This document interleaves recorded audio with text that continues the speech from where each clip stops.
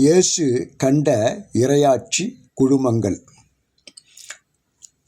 முதலாவது இடையர்கள், மேய்ப்பர்கள். இயேசு மக்களோடு ஈடுபாடு கொள்வதும் மக்களுக்கு நிறைவாழ்வு அளிப்பதும் இறையாட்சி பணியாகும். இஸ்ரேலில் இடையர்கள், மேய்ப்பர்கள் சமூக தலைவர்களால் அசுத்தமானவர்களாகவும் துர்நாற்றம் வீசுபவர்களாகவும் ஒதுக்கப்பட்டனர். இவர்கள் வசதியற்ற பாமர மக்களாகவும் ஏளனமாகவும் கருதப்பட்டனர். இவர்கள் வறண்ட பாலை நிலத்தில் மட்டுமே வாழ வேண்டும் என்பது யூதர்களின் கட்டளை. அவர்களில் எவராவது விழுந்தால் பிறர் யாரும் அவர்களை தூக்கிவிடக்கூடாது என்று பழித்தது மிஷ்னா என்ற நூல். அவர்களுக்கு வாழ்வாதாரம் உரிமை இல்லை. அவர்களிடமிருந்து வாங்குகின்ற கம்பளி, பால் போன்ற எதுவுமே திருடப்பட்டதாக இருக்கலாம் என்று ரபிகள் இழிவுபடுத்தினர். ஆனால் பாலஸ்தீன சமுதாயப்படி கீழ்நிலையில் இருந்த இந்த இடையர்களுக்குத்தான் கடவுள் மனிதராக பிறந்த மாபெரும் நற்செய்தி அறிவிக்கப்பட்டது.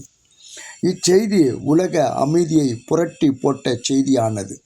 லூக்கா 2ஆம் அதிகாரம் 8-14 வரை உள்ள வசனங்கள். இதனால் இடையர்களின் மாண்பு உயர்ந்தது. யோவான் 10ஆம் அதிகாரம் 11ஆம் வசனம். இந்த இடையர்கள் இயேசுவின் நற்செய்தியை அறிவித்தார்கள். லூக்கா 2ஆம் அதிகாரம் 20வது வசனம். இரண்டாவது, மீனவர்கள், துர்நாற்றம் வீசுபவர்கள் என பாலஸ்தீன மேட்டுக்குடிகளால் எண்ணப்பட்டவர்கள். ஆலயத்துக்குள்ளும் தொழுகை கூடத்திற்குள்ளும் சென்று வழிபட வாய்ப்பற்றவர்கள், சமுதாயத்தில் தாழ்வாக பார்க்கப்பட்டவர்கள். இவர்கள் இறையாட்சி பணிக்கு ஏற்றவர்கள் என்று இயேசு எண்ணி இவர்களை மனிதரை பிடிப்பவர்களாக அழைத்தார். மார்க்கு 1ஆம் அதிகாரம் 16-20, மத்தேயு 4ஆம் அதிகாரம் 18-22, மத்தேயு 4ஆம் அதிகாரம் 19வது வசனம். பேதுரு, அந்திரேயா, யாக்கோப்பு, யோவான், திதிமு எனப்பட்ட தோமா, நத்தானியல் போன்றவர்கள் மீனவர்கள். ஆக சமூகத்தில் ஓரங்கட்டப்பட்டு ஒதுக்கப்பட்ட மீனவரே திருத்தூதர் கூட்டத்தில் இருந்தனர். இந்த திருத்தூதர்களை அடிக்கல்லாக கொண்ட திருச்சபை 2000 ஆண்டுகளாக நிமிர்ந்து பயணிக்கிறது. மூன்றாவது, வரி தண்டுவோர் அல்லது வரி வசூலிப்பவர்கள்.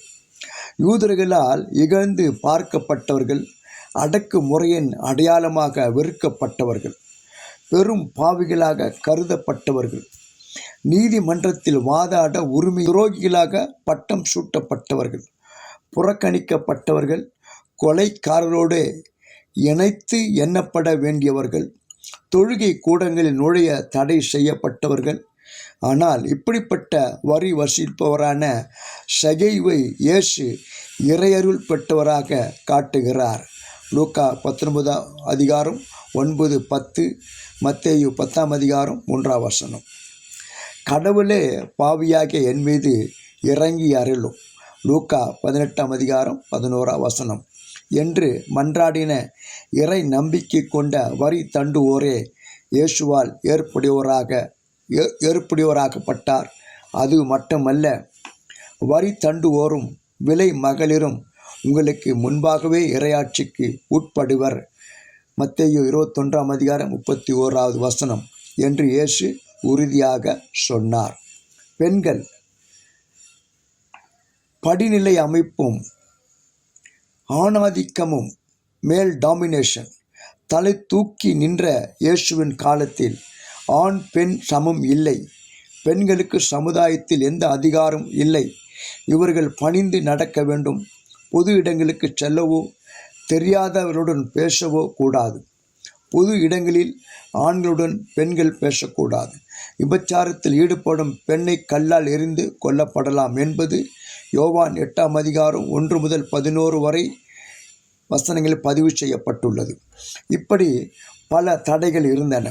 ஆனால் இயேசுவின் பொது வாழ்வில் பெண்கள் இயேசுக்கு பணிவிடை செய்தார்கள். பெண்களை மையமாக வைத்து உவமைகளையும் படிப்பினைகளையும் அளித்தார் இயேசு.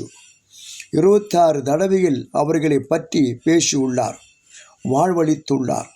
இவர்கள் இயேசுவின் பாடுகள், துன்பங்கள், இறப்பு, அடக்கம், உயிர்ப்பு இவை அனைத்திற்கும் சான்றுகளாக பணி புரிந்தனர். பெண்களை ஒரு பொருட்டாக எண்ணப்படாத 1ஆம் நூற்றாண்டில் இயேசு அவர்களுக்கு உரிமையும் மாண்பும் அளித்த செயல்கள் அதிரடி செயல்கள். இவ்வாறு பெண்களை இறையாட்சி இயக்கத்தில் இணைப்பதில் ஆர்வம் கொண்டிருந்தார். சமாரியர். எபிரியர்களால் சமாரியர் என்னும் பெயரில் தனித்து அழைக்கப்பட்ட இவர்கள் கலப்பினம் மக்கள் என யூதர்களால் பழிக்கப்பட்டவர்கள். ஆலயம் கட்டுவதற்கு நிதி வழங்க முன்வந்த போது அதனை ஏற்க யூதர்கள் விரும்பவில்லை. எஸ்ரா 4ஆம் அதிகாரம் 1 முதல் 3 வரை உள்ள வசனங்கள். இவர்கள் ஆன்மீகமற்றவர்கள், தூய்மையற்றவர்கள், கலப்பு இரத்தம் கொண்டவர்கள் என்று யூதர்களால் இகழப்பட்டவர்கள், புறந்தள்ளப்பட்டவர்கள், இயேசுவின் காலத்தில் சபிக்கப்பட்டவர்கள். யோவான் 8ஆம் அதிகாரம் 48வது வசனம். இயேசு அவர்களை அக்கறையோடு அணுகினார், குணமளித்தார். இயேசுவின் பணி வாழ்வில் சமாரியா பெண்ணே முதல் நற்செய்தியாளராக நற்சான்று பெற்றார். நல்ல சமாரியர் ஓமையில் சமாரியர் ஒருவரை நற்சாட்சி செயல்களில் சான்றாக இயேசு காட்டினார். லூக்கா 10ஆம் அதிகாரம் 25லிருந்து 32 வரை உள்ள வசனங்கள். இந்த சமாரியர்கள் இயேசுவின் இறையாட்சி குழுமத்தின் அங்கத்தினர்கள். தொழு நோயாளர். இவர்கள் தூய்மையற்றவர்கள் என சமுதாயத்திலிருந்து விலக்கப்பட்டவர்கள். இவர்கள் ஆலயத்தில் வழிபட அனுமதிக்கப்படுவதில்லை. தொழுவை கூடங்களிலும் பங்கேற்க முடியாதவர்கள். வேலை ஏதும் மறுக்கப்பட்டவர்கள். சந்தைக்கு சென்று பொருள்கள் வாங்க இயலாதவர்கள். சொந்த குடும்பத்தாராலும் ஊர் மக்களாலும் புறக்கணிக்கப்பட்டவர்கள். எனவே பிச்சைக்காரர்களாக வாழ வேண்டிய கட்டாயம். இவர்கள் இருக்கின்ற பகுதி வழியாக வருபவர்களை எச்சரிக்கை வேண்டியவர்கள். இவர்களை எவரும் தொடக்கூடாது என்பது சட்டம். லேவியராகம் 13ஆம் அதிகாரம் 14ஆம் வசனம். ஆனால் இயேசுவர் இவர்களை தொட்டு குணமாக்கினார். மத்தேயு 8ஆம் அதிகாரம் 1 முதல் 4 வரை உள்ள வசனங்கள். மார்க் 1ஆம் அதிகாரம் 40-42 வரை உள்ள வசனங்கள். லூக்கா 5ஆம் அதிகாரம் 12லிருந்து 12ஆம் வசனம். வார்த்தையாலும் 10 தொழிலாளிகளை குணமாக்கினார். நலம் பெற்ற தொழிலாளர் எங்கும் அதனை அறிவித்தார்கள். மார்க் 1ஆம் அதிகாரம் 45ஆம் வசனம். சமுதாயத்திலிருந்து விலக்கப்பட்ட இவர்களும் இயேசுவின் இறையாட்சி குழுமத்தில் முழு ஈடுபாடு கொண்டிருப்பர் என்பதில் ஐயமேதும் இல்லை. மாற்று திறனாளிகள். காது கேளாதோர், பேச முடியாதவர், பார்வையற்றோர், முடக்குவாதத்தினர்.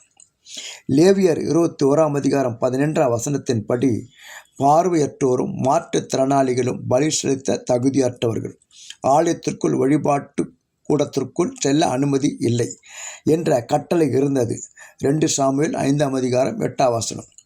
இயேசு கை சூம்பியவரை குணமாக்கினார்.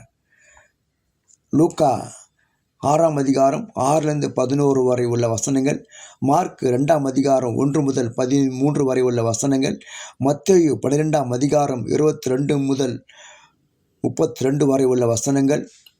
லூக்கா 5ஆம் அதிகாரம் 17ஆம் வசனத்திலிருந்து 26ஆம் வசனம் வரைக்கும். 11ஆம் அதிகாரம் 12 26 வரை உள்ள வசனங்கள் ஆகியவற்றில் பதிவு செய்யப்பட்டுள்ளது. 38 ஆண்டுகள் நலமின்றி கடந்தவரை குணமாக்கினார். யோவான் 5ஆம் அதிகாரம் 1 முதல் 9 வரை உள்ள வசனங்கள். நீர்க்கோவை உள்ளவரை தொட்டு குணமாக்கினார். லூக்கா 14ஆம் அதிகாரம் 1 முதல் 6 வரை உள்ள வசனங்கள். இதனால் இவர்கள் மானிட மாண்பு பெற்றார்கள். இவர்களும் இறையாட்சி செய்தியை அறிவித்தார்கள். இவர்களும் இறையாட்சி குழுமத்தில் இயேசுவை பின்பற்றினார் என்பது விவிலிய பதிவுகள். கடவுளுடைய நிபந்தனை அற்ற அன்பை உணர்ந்து சுவைத்து திறந்து மனதுடன் அதனை பறைசாற்றிய கூடியவர்களே இயேசுவின் சீடர்கள். இவர்களே இறையாட்சி குழுமங்கள், தியோக்ராட்டிக் குரூப்ஸ். இவர்களே இயேசுவின் பணித்தலங்கள்.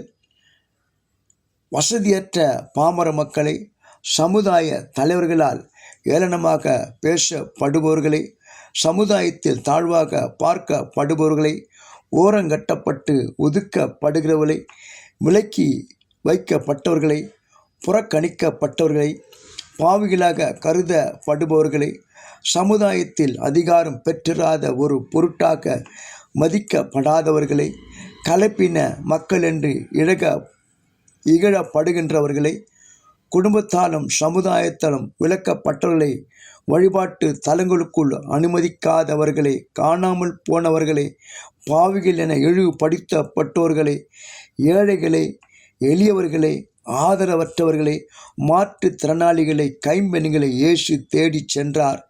இவர்களை எல்லாம் இறையாட்சியின் பங்காளிகளாக ஆக்கினார் என்பது விவிலியத்தில் பதிவு செய்யப்பட்டுள்ள வரலாறு. நமது குடும்பங்களும் திருச்சபைகளும் இப்படிப்பட்டவர்களை தேடி செல்லவும், அவர்களை மனித இனத்தினர் அனைவரோடும் கூட்டு இயக்கமாக செயல்பட வைக்கவும் நமக்கு இன்றைய சிந்தனைகள் வழியாக அழைப்பு விடுக்கப்படுகிறது என்பதை புரிந்து கொள்வோமா? நாமும் இறையாட்சி குடும்பங்களை தேடி சென்று நமது உறவை வளர்க்க முயற்சிப்போமா? இனம், சாதியம், பண்பாடு வேறுபாடுகளை தாண்டி தேவையில் இருப்போருக்கு நாம் உதவி கரங்களை நீட்டுவோமா? இறையாட்சி மலர இறையாட்சி குடும்பங்களோடு சேர்ந்து பயணிப்போமா? சிந்திப்போம். கடவுள் உங்களை ஆசீர்வதிப்பாராக. ஆமென்.